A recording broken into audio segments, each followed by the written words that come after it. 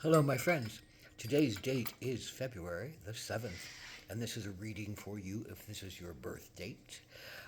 This is a four-card pull, a general energy card for the year to follow, a challenge you might face this year, an action you can take to stay in balance, and an outcome or synopsis card. So the general energy card of the year, maybe this is an energy that goes through the year or something that punctuates it and makes you look. So this is the general energy card of the year. It is the hunter. And the hunter asks us to reflect upon,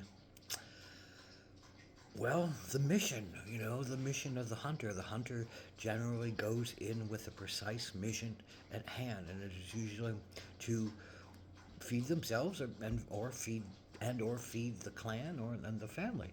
So the hunter goes in with a mission, and it knows it cannot fail. He or she knows he or she cannot fail.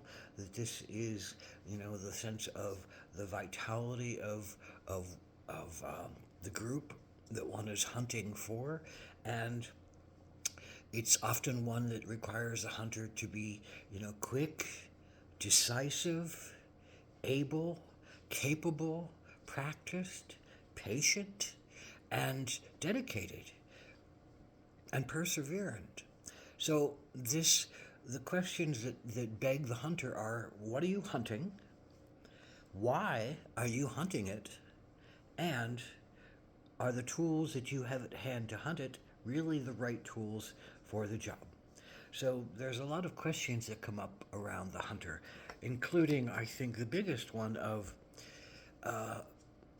hunting for the sacred, hunting for the connection to something that has meaning, hunting for the the the reason why you would go after something in the first place. Is it purely to satisfy some lower energy, some selfish energy, some revenge energy, some control energy, some just pleasure energy, some indiscriminate, I don't care about something else, I'm just going to shoot it without any revering of the thing that I'm taking the energy of. Now, the hunter doesn't have to be about going after something to kill it. It can be, what are you hunting in your life? What is your soul hunting? What is your passion hunting? What is your sacred truth hunting? What is your being hunting? And does your physical needs and wants and sense of identity, can all those things rise up to something greater than yourself in the sense of sharing with others, taking care of others, feeding something on a bigger paradigm, and hunting in a bigger sense for what is the biggest meaning of life here? What is the biggest meaning of love here? What is the biggest meaning of hunting here? So this is your particular challenge. February 7th, it is the chariot. And the chariot, um, well, the chariot talks about, you know, a great place of growth and power where one is able to harness one's mind and one's emotions. They're the two horses or the two creatures that draw us forward. And then to harness one's willpower, that is the archer who's going after something. And to harness one's body, that is the chariot that one's ride upon.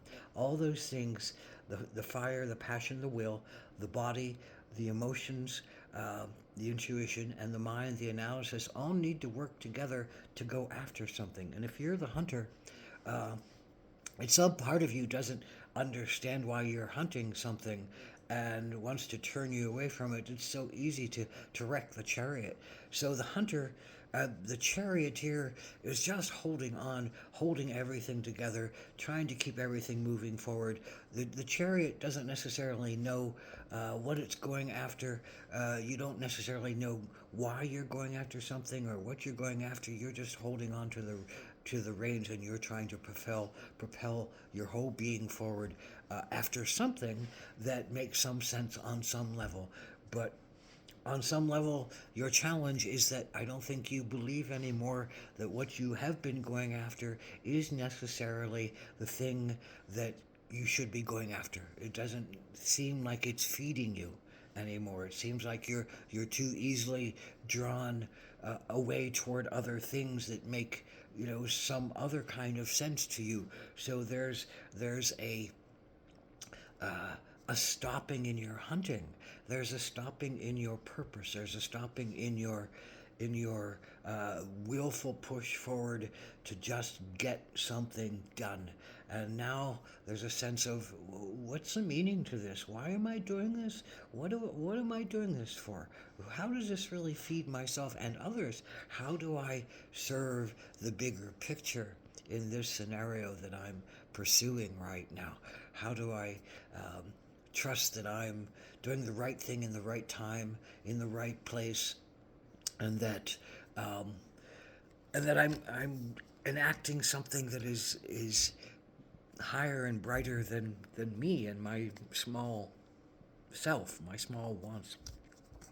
So with that question in mind, does one not, become does one become anxious and does one become frustrated because there's all this power that wants to be used and drive towards something that makes sense and feels right, but you don't know yet what makes sense and what feels right in this circumstance. So this is the action you can take. Frog is all about cleansing.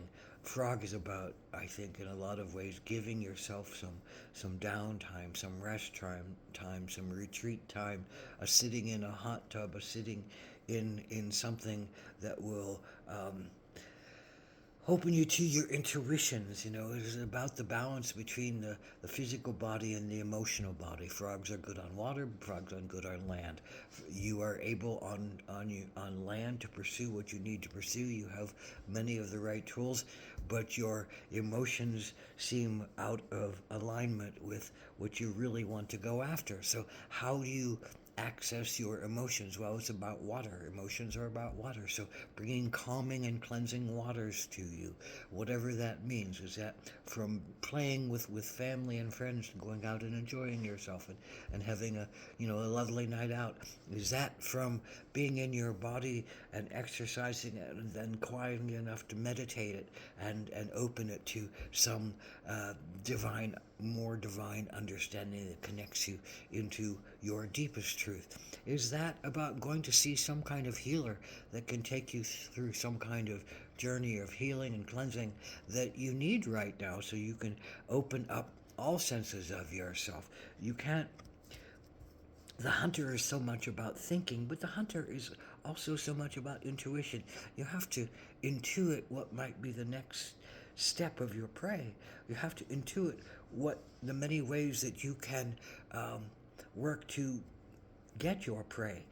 And catch your prey, whatever that means. And you have to, analyze, but you have to intuit. You have to have that sense of feeling about things that know when you're going in the right place and in the right time and doing the right thing.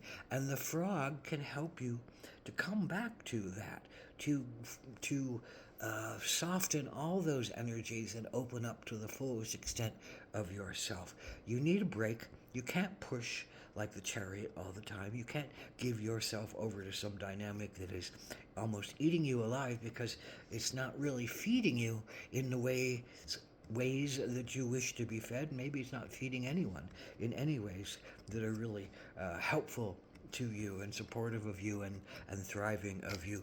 And in that way, do you learn about yourself? In that way, do you learn to, this is the final card, I think, you know, hunting for the healing to the world's pain, hunting for, a way to bridge gaps, hunting for the way to ease your own madness, hunting for the ways to get yourself and others out of the slumps and the depressions and the senses of being closed off and unable and unavailable and unlovable. Those are all very powerful healing things, sacred things that one can pursue as a hunter. And those things help to drive us to understand our biggest purpose on earth,